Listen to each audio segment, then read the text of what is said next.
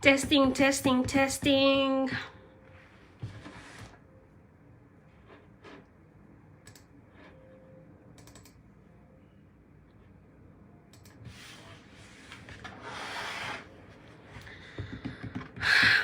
All right, so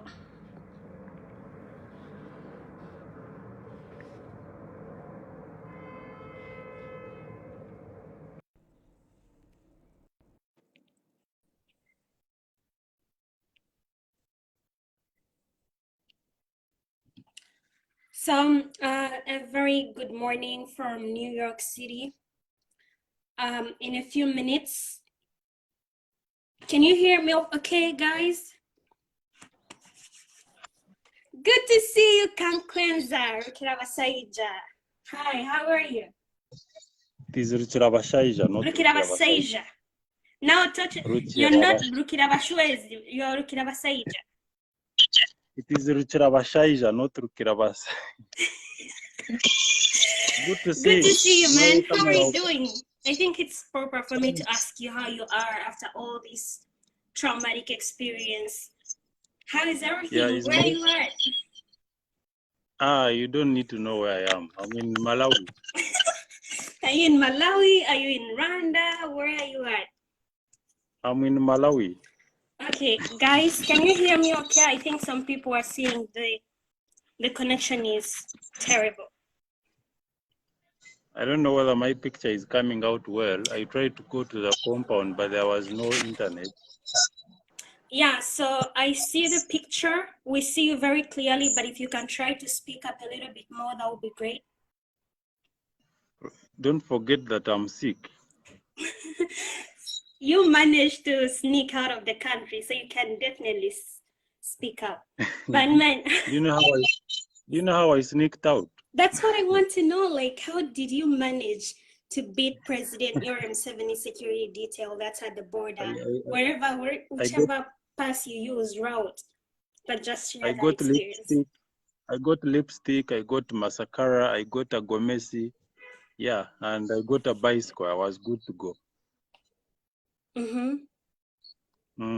You went to Masakara, you got a gomesi, and none of these officers at the border could know that this is the most wanted man in the country.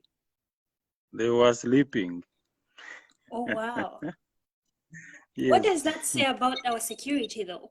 If a kakwenza can... Our security, they are just rubbish. All they know is brutalizing Ugandans. You know, the law is very clear.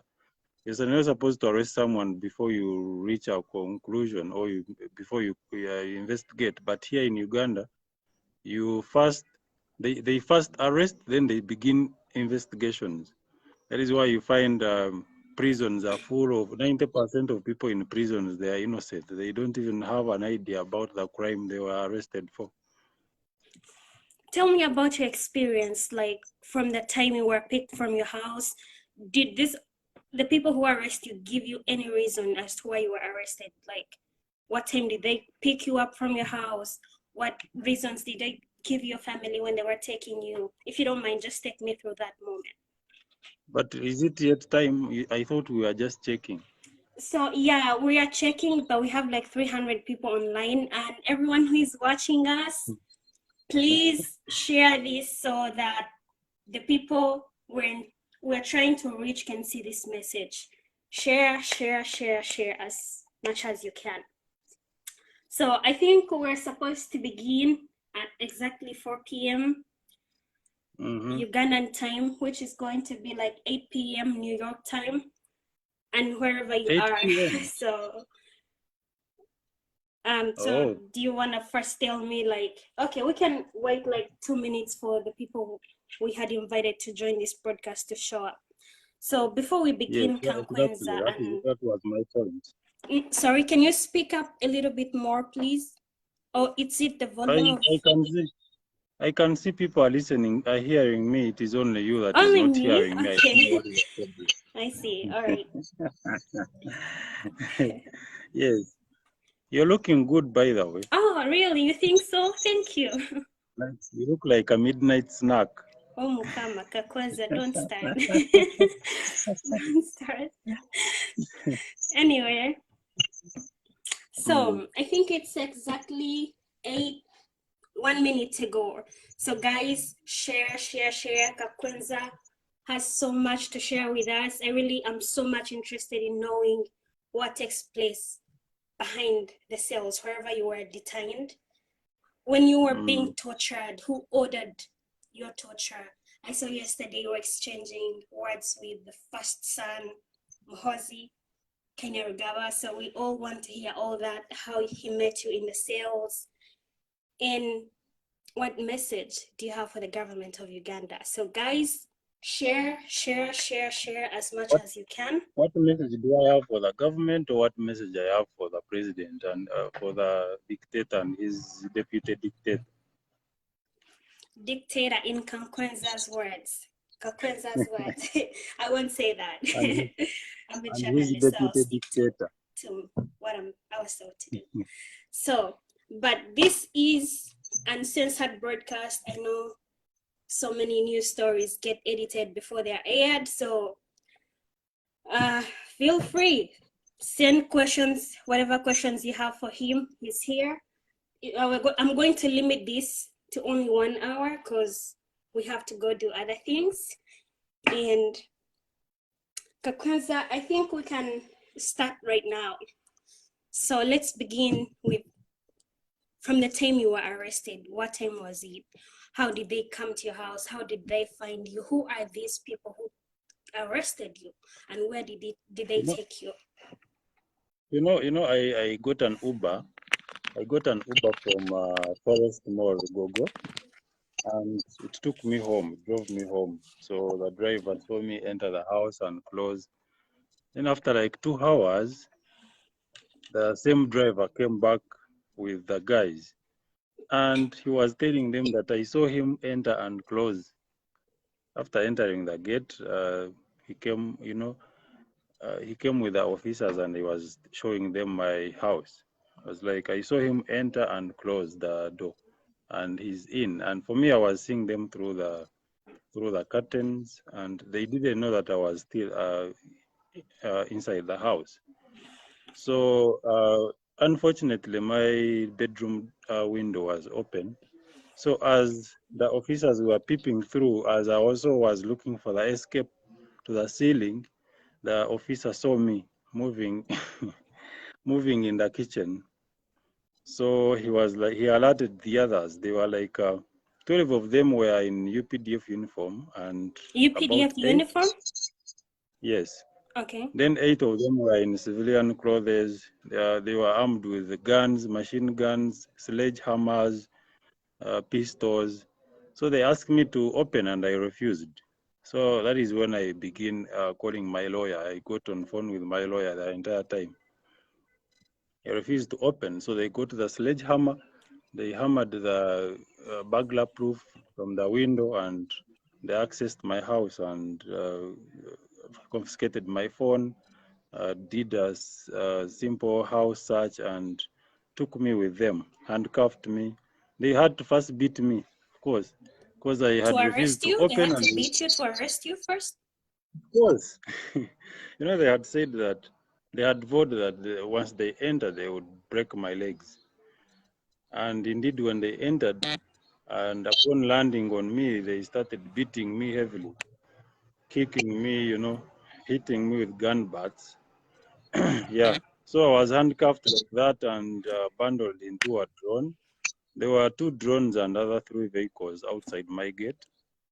Yeah. And foolishly, my askari opened for them. Maybe he didn't know, or maybe he was threatened with guns. So that is how I was arrested. And they put a sack on my head and, tightened the what?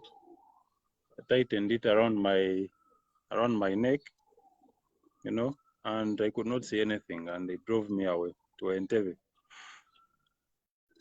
You may ask yourself how I knew that I was in Entebbe, definitely, but I can tell you that I have a decent sense of geography, so I knew where they were taking me. So when they were doing all that, did they have like, because you said they searched your house, did they show you any search warranty? Did they tell you They why they didn't were have. taking you away or not? I asked them, what do you want? Where is the arrest warrant? They didn't have any. They didn't have any such warrant. You know, all the arrest was illegal. It was done in a commando way. Like as if they were arresting a pig to take for slaughter. So what time was this again? It was about, I think, 3:34, around there. Broad daylight. Yes. So wherever they took you, what happened? So when they took me, we reached, of course, I was not seeing anything, but the environment was like a barrack, so I could feel it. Huh? The Kiswahili, the rampas and bruha of the soldiers playing around. You know, I could even hear in the distant interior some like a chopper a chopper was landing or it was flying out.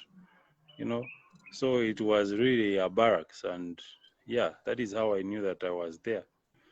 And so I was taken into a room with very loud music. Yeah, I found they took me in a room with very loud music. I didn't know about it. I thought that the music was going to be switched off or what, until they started beating me up, beating with bludgeons and batons, hitting my ankles. You know, hitting severely. I didn't even count the number of times they hit me, but it was very severe to the extent that I couldn't feel my legs anymore. So afterwards, they asked me, "Do you know how to dance?" You know, speaking in Swahili. I told them, "Yes, I know how to dance." So they asked me, "Can you please dance?" Yes. So I danced. I thought that they would stop me at 5 minutes, but can you imagine the dancing took the whole night? You know, So they made you dancing, you dance sweat. too? Of course, that is what I'm explaining. Wait, I'm sorry, this is not funny. But the thought of them forcing you to dance is just really funny. I'm not laughing at you. Kakwenza. I think I later realized the reason why they ask people there, uh, the victims there to dance is the place is very cold. So the mere sitting down, you start shivering. Yeah. So they had better keep you active. So the entire time I was there, I was, dancing is for 20, if the day has 24 hours, dancing is 23 hours. So you dance, you sweat, you stop sweating, the whole body becomes like piece of wood, you know. So it is very terrible, my dear. So I thought that they were telling me to dance for 5 minutes, but when I danced for 3 hours, I told the Afande that I am tired. So he was like, "Yeah, you're tired." I was like, "Yes." Okay. He was like, "Oh, go push up position." So I did push ups. I thought that he wanted me to do like 20 or 30. Can you imagine? I did 50 and I collapsed. And he came and beat me up. I was like, "If you have decided to do push up, please do push up until until I tell you to stop." And I told him, So "No, how okay, many let me push-ups dance." did you have to do every day? No, if you are tired of dancing, you go and do push up. You can push up the entire day. They don't care. Mm. Yes, so that was my first day there. That was the torture. And my legs, actually that night, even though I was dancing, my legs were all swollen as if I had like elephantiasis. Uh, were so swollen, so they could bring spray and start spraying them, injecting them. And the following day is when they took me for interrogation. Yeah. So at what will they were forcing you to dance? At what point did they start torturing you? What kind of um Of course, torture sorry? began torture began when I was arrested. That is when the torture began, unless you have a different understanding of the word torture. Because I don't Torture think became dancing is torture. Like, that's fun. You dance for fun. But, like, Are you serious? no, like, Are you I'm just serious? saying in normal life, people dance just You to. cannot dance. You cannot dance for more than 1 hour when you're just there dancing. Right, that's true. Yes, but for us who dance for even, you know, all the time you're dancing throughout the night. Sleeping is only, they tell you, please, okay, sleep for 30 minutes. Of course, you have pain, you cannot sleep. Yeah. Do you mind please So describing the room where you were, how it looked like? Did you like just get to see any signs that just other people are being tortured from there? Just so if I at first I thought I was alone, but when I was on the third day, that is when I realized that we were men, and indeed I was the seventh in that room. Though I don't know about, I don't know whether, I don't know about other rooms. Definitely, there are very many rooms, but I was the seventh. It was a room of about 10 to 10 feet. Very clean tiles and walls and what. So sometimes I could be stubborn and I look around and I see whatever was, like I could sit down and I could see the tiles, I could see the walls. Yeah. did you get to So on see the, those other seven, or you were not allowed even to see them? you just see the legs because you cannot move up like when you're eating, you just try and be stubborn and, you try to look around, could only allow you to pull off the blindfold only when we are eating. So you only take it off when you're just like having food. But at You some don't take point, it did you off. get to You see the just, people you who just served you the food? like, Can you you identify put it them? here. You cannot see anyone. You only see the boots. You only see the legs. Huh? So you cannot see anyone. So on the second day, they would be interrogating me while, of course, again beating me up. Beating using buttons. They were using buttons. They were using, I think, hippopotamus whips, wires. You saw how my body looks like. That's gross, yeah.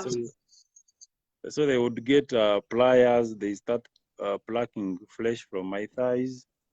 You know, all asking me about my citizenship, that I'm Rwandan. I was like, come on, I was born in Uganda. I've been in Uganda for the entire life. I can take you to Rukunja and I show you my where my father was buried, my great grandfather, my grandfather. So they thought that I was here doing espionage for President Kagame. So the whole interrogation was asking about my funders, who is funding the publication of my books. They're asking me about the USA embassy officials, British Council officials, European Union officials. Of course, definitely, I would tell them that I don't know the people you are asking about. So they are forcing me to log into my Amazon account that I pull down Amazon? the book. Amazon account that I should pull down the book, the other one I wrote describing my torture in CMY. Yeah, the beatings were very severe. And To the extent did you that do that? I don't know my password for the Amazon, because you cannot do that when in Uganda. So someone else helped me in the USA. So I told them that I have no idea who posted that book on Amazon. And I was severely beaten for that, for not knowing who put it there. So the beating was very severe to the extent that I could feel like I'm in my own pool of blood. Sometimes I even lost it. I collapsed and I thought that I was dead, until I woke up like 6 hours later when the doctor was cleaning my wounds, working on injecting me.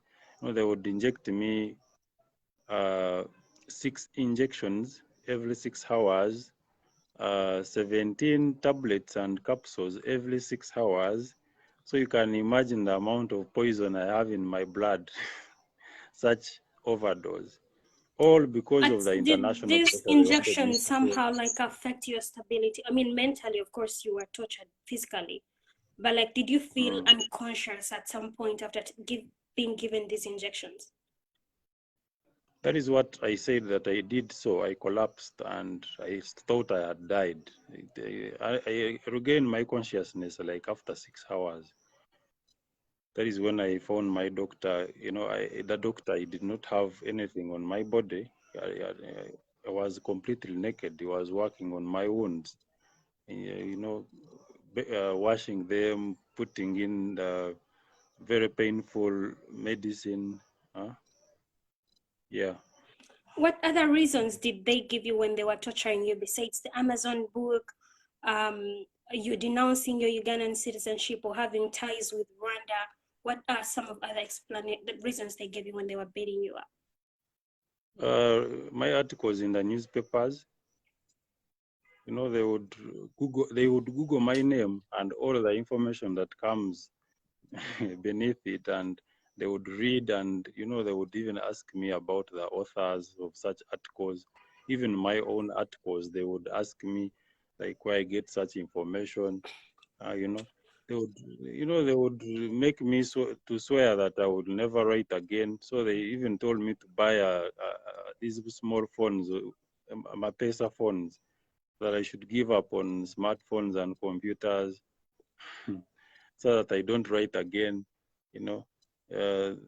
Such things, you know, the idea of taking me up for UPDF training, then they deploy me in the UPDF legal department, you know, They such offered you things. that? Yes, Mohozi offered me that. Mohozi himself talked to Yes, you and said, I'm I, offering you this if you stop writing about the government. yes, But the and he asked me General anything Mohozi that I says wanted. he doesn't even knows you. I mean, he only got to know you when they started writing about you in the news. How do you respond to that? But can he say that he met me there? Can he really say that? He's an idiot. Maybe he was drunk, or he made that tweet when he was drunk. But I have seen him 3 times when I was arrested like this. After I met him after 1 week. Then on was it on 9th? I met him on 9th January. It was a Sunday. Then when I was kidnapped from the prison, when I was given bail, and these guys kidnapped me again. They did not mistreat me. They took me like a VIP, and they took me to him. And he told me that, he begged me. He told me, please, Kakwenza, don't write another book. Don't write another book. Stop writing. You can tell me anything you want. I refused. I told him, let me first heal, we shall talk. I told him, let me first go to the hospital. But you know, Mike, I never got out such offers. What other offers did he give you? He told me that he can give my wife, okay, he said my wives. I don't know where he got that idea. Wait, He like, can what offer is them it with your jobs. wife? Huh? What did he say about your wife? Your wife or his wife? He said, I can give your wives jobs, cars, I can give you houses, I can give you everything you want. You just do anything you want. I don't know how he came about that to say that I have wives. Anyway. But the guy is a crook. He participated in my torture. He made me to kneel down, and he put a camera in my front and asked me to apologize to him and his father. And of course, I was on gunpoint. I had to do it, but I can authoritatively tell him that it was it was a cosmetic, it was a lipstick apology. I can never apologize. I can never apologize to him. I can never apologize to him. You know, when you cannot apologize to someone who is putting you on a gunpoint, you know, or from torture. Because I stated it clearly to him. For me, I told him that for me, I do not have any attachment material wealth. I am not attached to, I'm not interested in any political position because previously they have offered me political positions and I've refused. I made my point clear. Me, I was born an iconoclast. Me, I criticize. So even if this government falls and another one comes, me, I am not interested in any political position. Me, I'm interested in criticizing. Right. Yeah. So I told him that me, I hate injustice, I hate impunity, so I must criticize. Did you tell him that camera he brought for you to apologize? Sorry? Did you tell him that before the camera he brought to you for you to apologize? Did he what? Did you tell him that did you use the camera he used or take advantage to say that to him? No, he brought the camera and asked me to do an apology, and I apologized. He replayed and deleted it and said, no, this is a bad apology. He put the camera again to me and said, please apologize. Like I did apologies for like 4 times when he was deleting and saying, no, here you have to be loud. Here you have to speak this. Here you have to do this. You know, such an idiot. Okay, that's funny. So, kakwenza. Yeah, then on Sunday, that was on 9th, 9th, he came because all my clothes were shredded and braided. And I was like, now, you know, you are an important person. We are taking you to court tomorrow. So now you have to appear in public when you're okay, when you're looking good. So he brought for me clothes. Mohozi him. So the clothes, yes, the clothes you saw me putting on in court, the khaki pant, the shirt, the hood, the underwear and the vest, they were all bought by Muhozi. He bought them and brought them to me. He had to ask me the size and I told him, yeah, he brought them to me. So, did you return these clothes though? Because you could be having someone's property wherever you are. No, they were brand new clothes. Okay. He bought them and brought them to me. They are brand new. Right. So, just tell me, like after all that happened, what next? It looks. So let me first tell you this.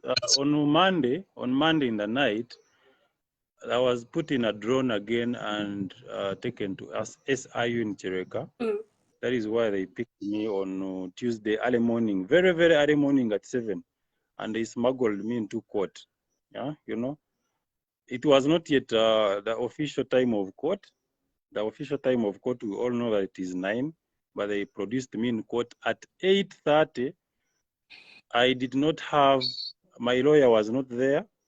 We were only that idiotic magistrate and the 2 prosecutors, only 4 of us in court. And my tormentors, they were guarding the door outside with guns waiting for me. So they had, the magistrate had an order that I should be sent to prison on remand so that I can heal. By the time I come out, And this is I am healed. I do not have, sorry? order from above. Because Yes. So I was remanded to Chitaria. They drove me to Chitaria. Yeah. That is how I spent in Chitaria about, was it 13 days? Yes. what does this And about our justice system, Kakwenza? sorry? What does this all say about our justice system in Uganda? What do you expect from these zombies who are appointed by the president? Of course, they have to kowtow to his balderdash all the time. You know, whenever he wants a deal to be passed, you know, he uses them to do those fucking stuff. First of all, it was very, very wrong for him to send me to prison when I was tortured, and it is against the law. You know that. Because first they could have really to go seek treatment, not to remand you. Yes, he could have sent me to the hospital because I was very badly off. I could not even walk. I was even urinating blood. but he chose to send me to prison. And you expect me to have kind words for such people? That's so inhuman. Me, I do not abuse. Me, I describe. So that is how you see I describe such people. If you are a fool, you are a fool. That is, we have to make use of English language. If a person is a fool, tell them that they are fools, because that you have to describe their character. So first, for example, a magistrate who does not observe my rights as a Ugandan, who does not look at the law, what the law says, and he sides with my tormentors to persecute me, not to prosecute me. Which kind of person is that? So that man is very shameful. He doesn't even deserve to be in such an office. But look at his position, Kakwenza. You just said he had an order to remain. Probably he was also fearing for his position. He should exercise his duty as a judicial officer. They should be first of all, they front themselves as independent, that independent judiciary. Which kind of independence when gunmen bring me to court and he just there presides over impunity? Which kind of independence is that? The question of independence has been raised many times, given the fact that the president appoints the chief justice. So you have a point. Okay. Yes, if he thinks that he cannot do what they tell him to do, he can resign. He can say, no, I cannot. The reason why, actually, that is why they use him a lot. They have used him in Nicholas Opio's cases. They have used him in Nana Mwafrika's case. So they know that they have their Bamrika there in court, who is ready to do their dirty jobs. Why didn't they take me to another person? Why specifically him? That man is not a human being. He's a monster. A judicial officer who does not exercise his duties as expected doesn't even deserve to be in such an office. His father sold a cow to educate a cow. Wait. Sorry? What was that? He sold a cow to you calling a judge? His father sold a pig to educate a pig because he's pig-headed. You cannot be a judicial officer and you send a tortured person to prison. And I have no regrets for my words, by the way. Those are your words to me. Yes. Not a serving judge. Okay, so let's talk about your experience while at Kitalia prison. Before that, let me tell you something. For me, I am protected by the law. To this freedom of expression, I am protected by the law to describe you. If you call it body shaming, if you call it abusing, it is the law that decides. You know, Section 25 of the Computer Misuse Act, it was put in place to protect those idiots. Actually, we have like 5 petitions against it. It was put in place by those fools just to protect themselves from ridicule and criticism. But me, I can categorically tell you that I criticize, and I have a right to criticize. It is called freedom of speech. But they do not have a right to torture me after criticizing them. Because the law is very clear, anti-torture. Even if you slap me, that is torture. But me speaking against your behavior, it is freedom of expression. You can never do anything about it. So I have freedom to describe them using literature. That is what you call abuse. It is not abuse. But they do not have a right to persecute me, to impinge on my rights. They do not have it. That's true. Freedom of speech should not be given by any other government. It's a right, it's a constitutional right, and it's a God-given right. No one should gag the other for speaking whatever they feel. Yes. Before we move on, Kakwenza, I want to recognize John Chandler from the U.S. State Department who just joined this broadcast. Officials from the United Nations, and also from the US Embassy in Uganda. Good to have you and enjoy the story. It's not a very good one, but please listen to Kakwenza. Let's move on to Kitalia prison. You're now remanded to Kitalia prison. Yes. So how did Yabasaija's guys treat you well there? No, Yabashaja's guys, they treat me with human dignity. I have no complaint about it. I was welcomed very well. I was allowed to sleep very well. I was fed very well. I was allowed visitors. They really treated me. They really took care of me. I have no problem with Yabashaja's guys. I have even credited him very many times. Right. But Mohozi's guys, they are not human beings. Those people are not people. So it is in the prison where I healed my wounds, you know. They gave me a standby doctor, you know. They also wondered that which kind of people gave me such scars. When they undressed me and they saw the scars, I could read the emotions, you know, on their faces. They also wondered what kind of people can beat up a person to such an extent and also send him to prison. So they really treated me with the utmost dignity. I don't have any complaint with them. Coming back to court, of course, you criticized the judge. You've said he's not sorry. I know I see all the messages you guys are sending me, but I would appreciate it like if first hold them so I can finish this because they're kind of distracting me. So let's talk about your past. Of course, but you're out of the country.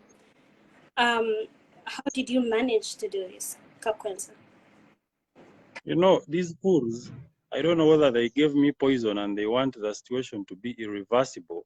That is why they frustrated the bail. They frustrated me getting back my passport. You know, the magistrate was very clear. He refused to sign the bail forms unless my passport is in court. You know? That an order? So, sorry? Was that like an order for him to do that? Of course, it was an order from above that I should not get my passport. So he doesn't want you to go abroad to seek treatment, or he just thought you're going to leave the country? He thought that I was leaving the country to go and expose their criminality and show the people, their funders. I show them my scars, my my thighs, my back, you know, in such a despicable manner, you know.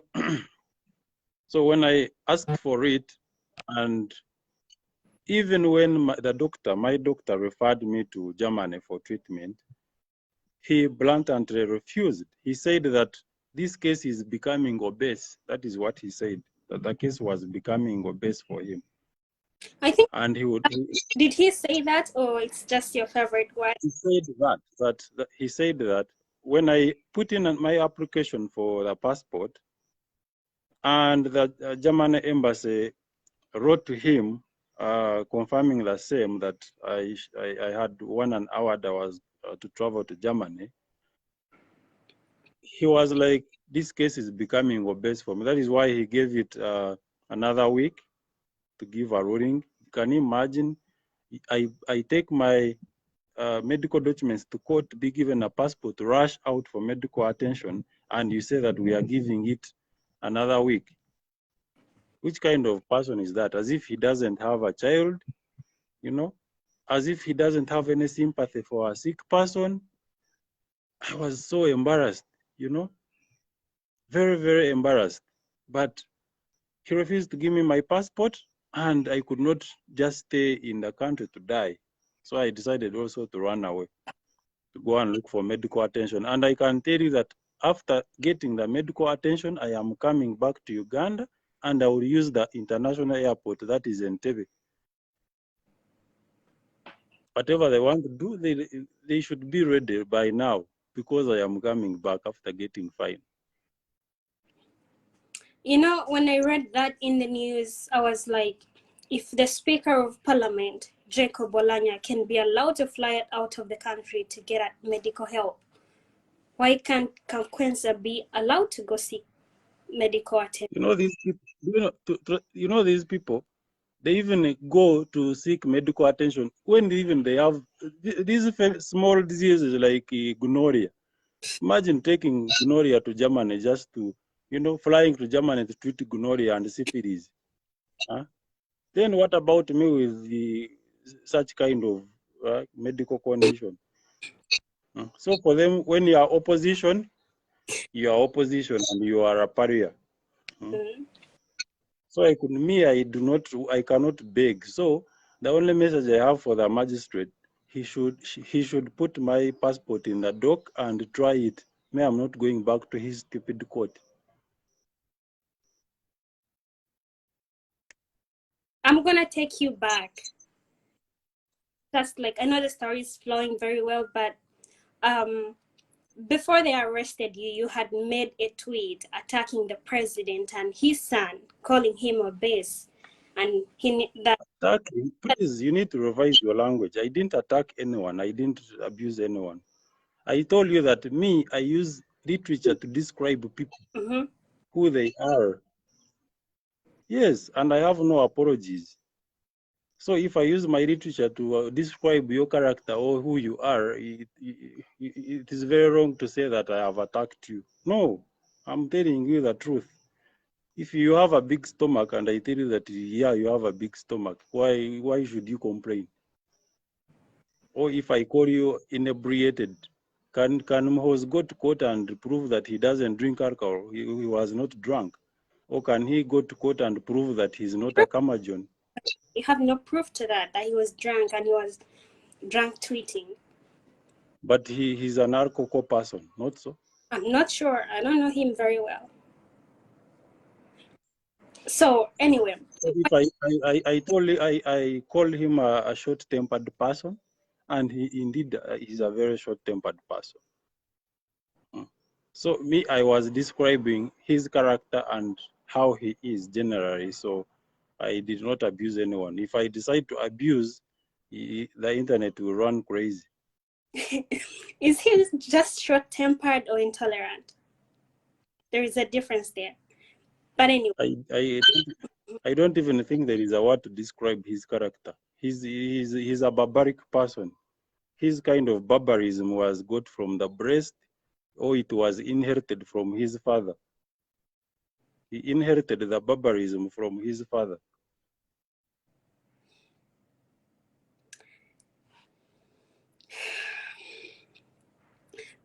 So did he? So you can see where he's going. His father is a chief of barbarism.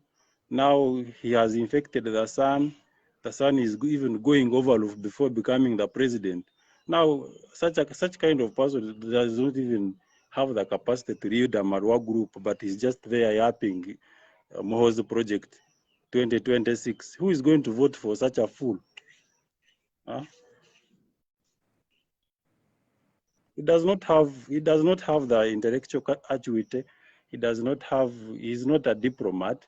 He needs to go and read books and prepare his mind so that he can become a human being and come back to contest for the presidency. He should learn from people like Barack Obama. Intellectualism. You cannot just be a gunman in love with violence and what? With guns. You are a Ferrandera, you are what, and you say you want to become a president. What kind of president will he be?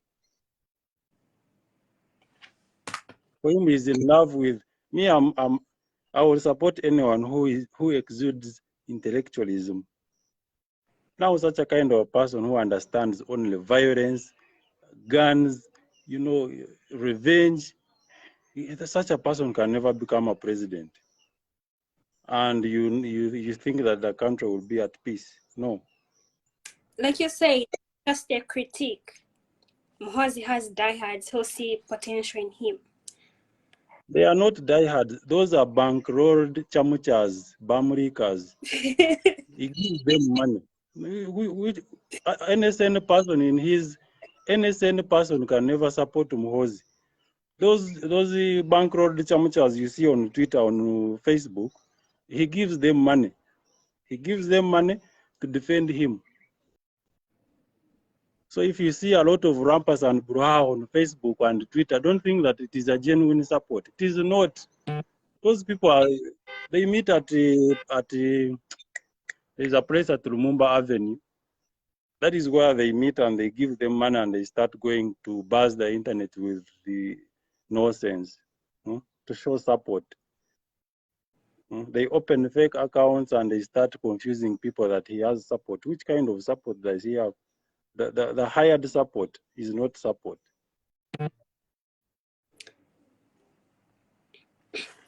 Kakwenza, did Muhozi personally torture you, or you didn't see him either? I didn't see him torture me, but he was there himself. If he was not there himself, why did I meet him 3 times? So that means he was there and he participated in my beating. He's, you know, that man, I don't have any kind word for him. I think I've exhausted all the words. I've called him all sorts of things, I know. Okay. No, I have not. I'm trying to be a good person on this show. Describe, right?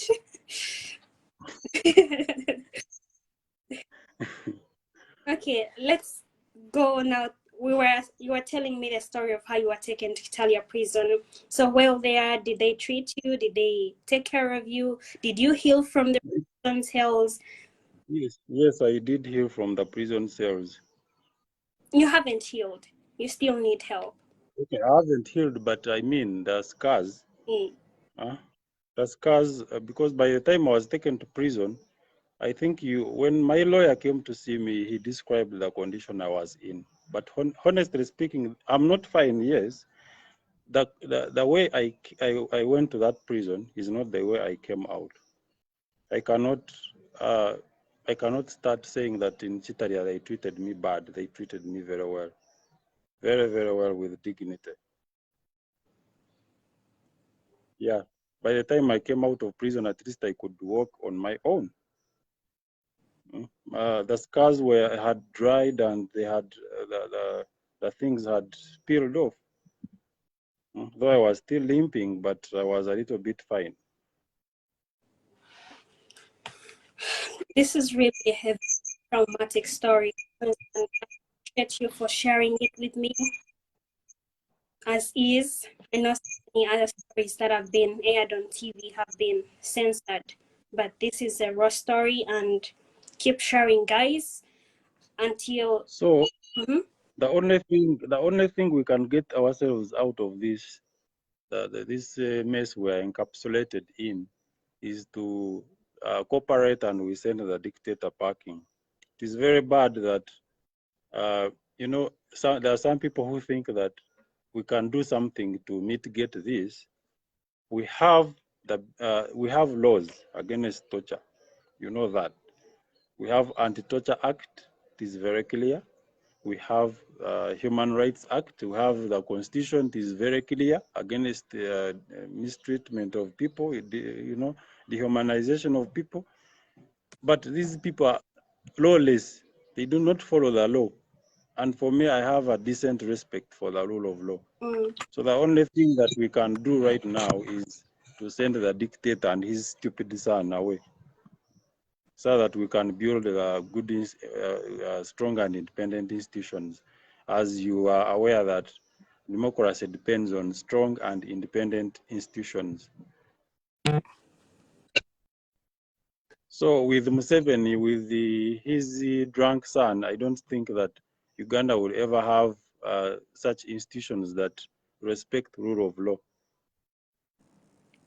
As I've told you before, that these guys, they come, arrest you, then they start investigations. In a normal country, I've been in first world countries, they first investigate when they are really aware that you did something. They come and arrest you when they have evidence. And they take you to court in a reasonable time, or as pursuant to the Constitution. But these fools, they come and arrest you, they torture you, then that is when they start to investigate. That is why I spent 2 weeks in illegal detention. 2 weeks in illegal detention. They were investigating. Even when I was taken to court, they said they are still investigating. It is just recently, a few days ago, when they said that investigations are complete. But when you see the rubbish they submitted to court as evidence, it is absolutely, I don't have any word to describe it. They don't have any case against me. They brought up this case just to make it formal. But this is just political persecution. How has it affected you mentally, emotionally, your family, Obagwe? Only how do they call it? Mutima gwa kaluba. Me, I'm a very strong person. That is why you see I am still walking around. I'm still talking about it. But definitely, I am not all that well, but I am a very strong person. They phoned me when I had my PTSD for the other previous torture, and I'm still battling with it. Then they added on another one. So psychologically, okay, I still have that post-traumatic stress disorder. I still suffer with it. So whenever I see a drone, a military vehicle, an army person, I want to run away. And sometimes, okay, I do not sleep. I sleep for only 2 hours or 1 hour. Those are the problems that I have. I be sleeping and I dream about these guys whipping my buttocks, putting my scrotum, so I feel bad sometimes. At night, I only read books, and if I manage to sleep, I can sleep for 1 hour or 2 hours. I'm so sorry. So it is very bad. That is why now you hear some fools blaming me for running out of the country. Of course, I was running. I have not run out of Uganda. I have run away from my tormentors for a while so that I can heal. But definitely, I will come back when I'm okay. What about your family? Aren't you worried for them? My family, they are also traumatized, but not as like me. But they will be fine. My children are at school. They demanded to be taken to school because they could not manage to stay in the same place. They saw their father coming, limping, and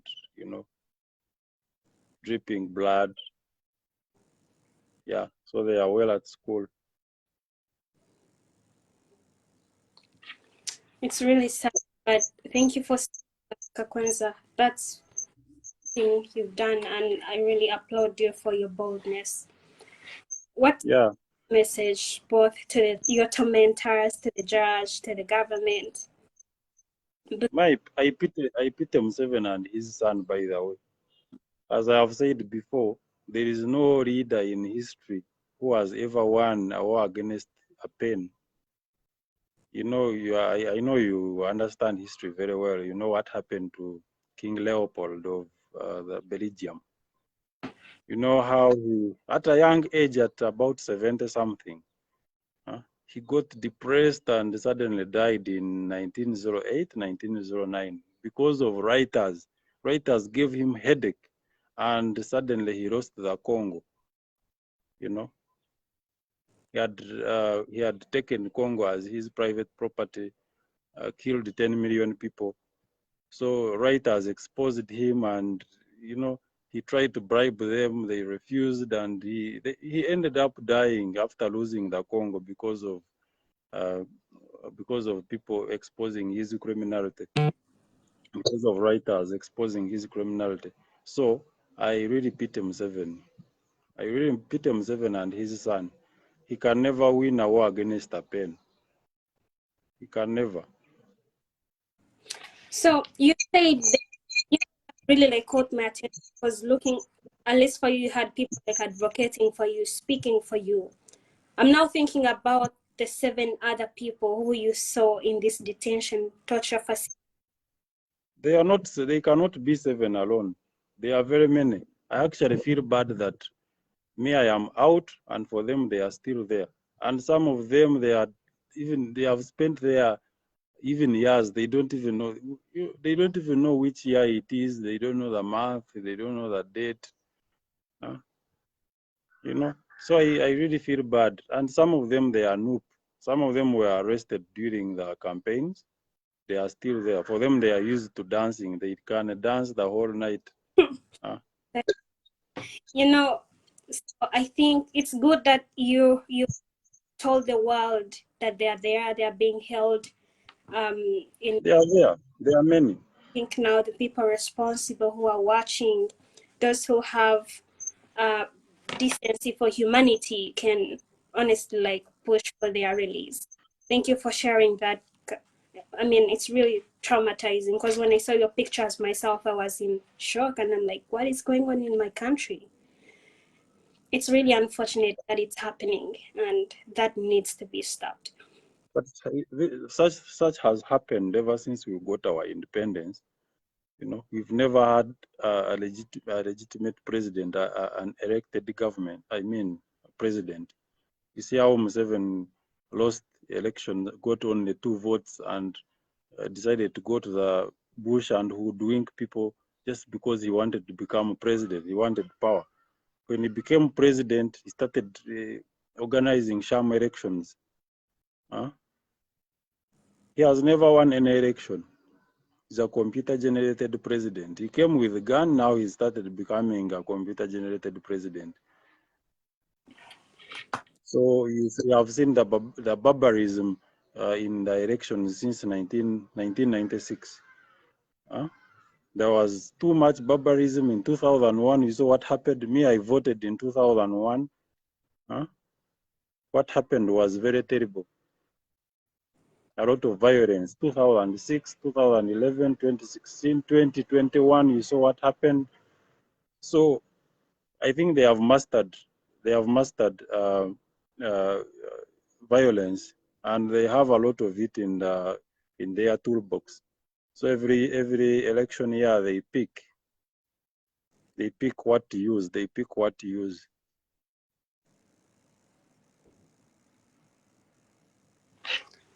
Kakwenza, you have so many fans online, and I'm going to respond to a few questions from them because we are limiting this to only 1 hour. So,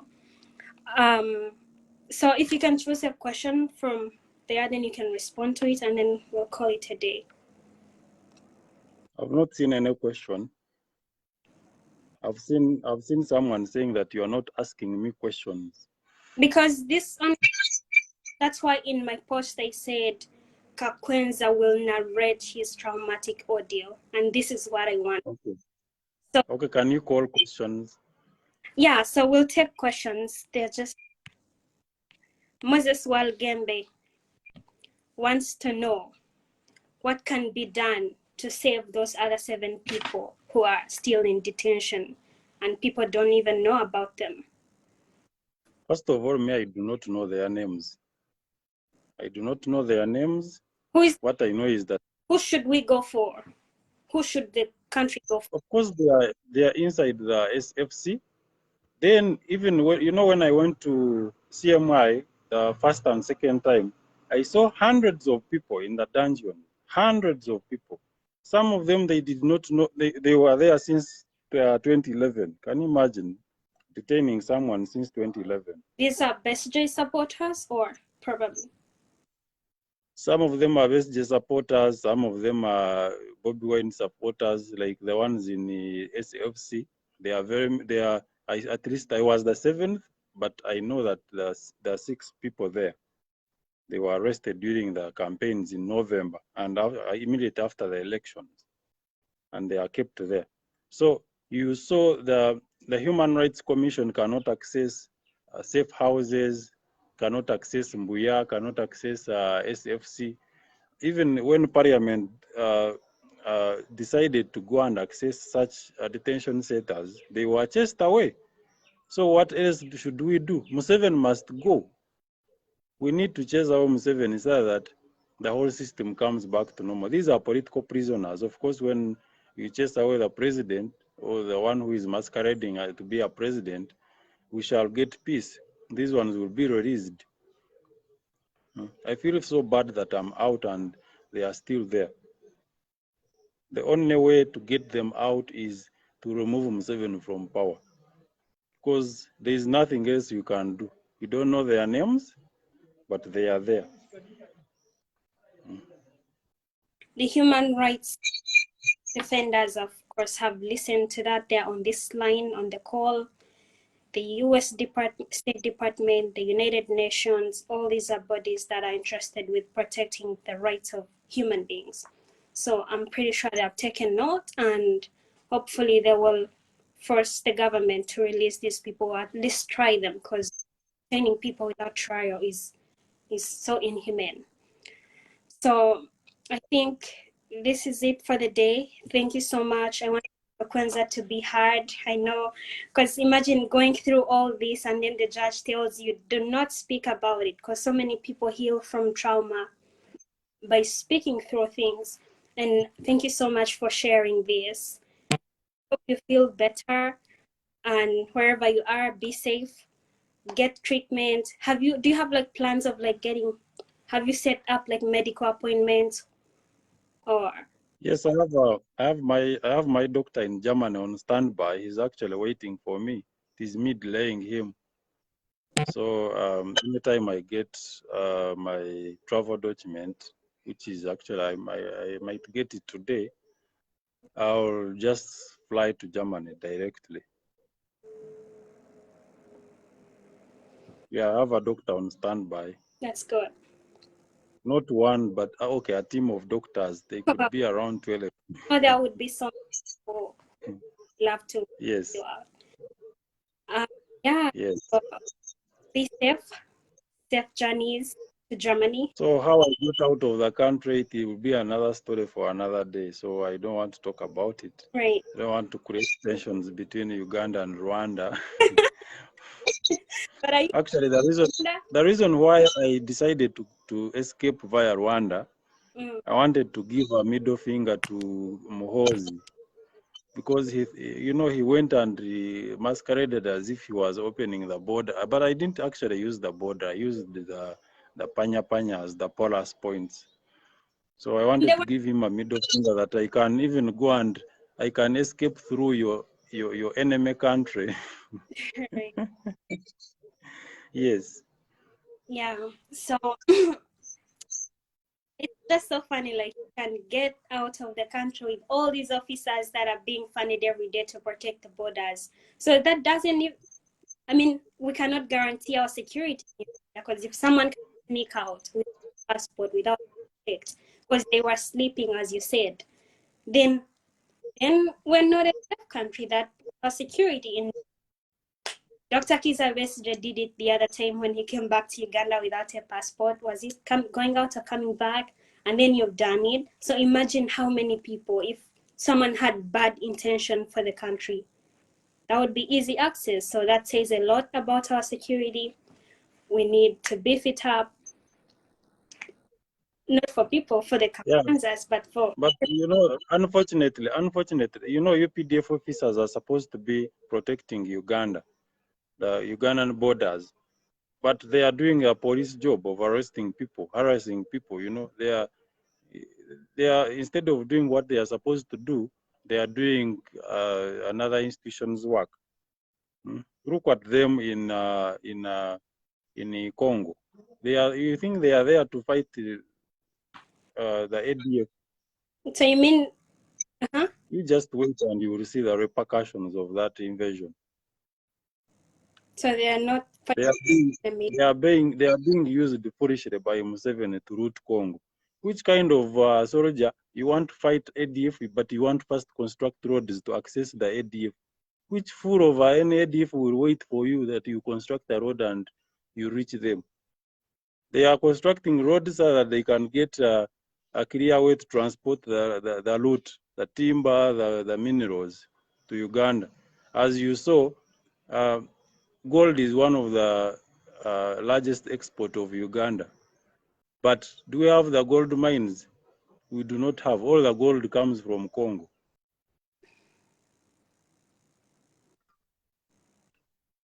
So you can understand the intention.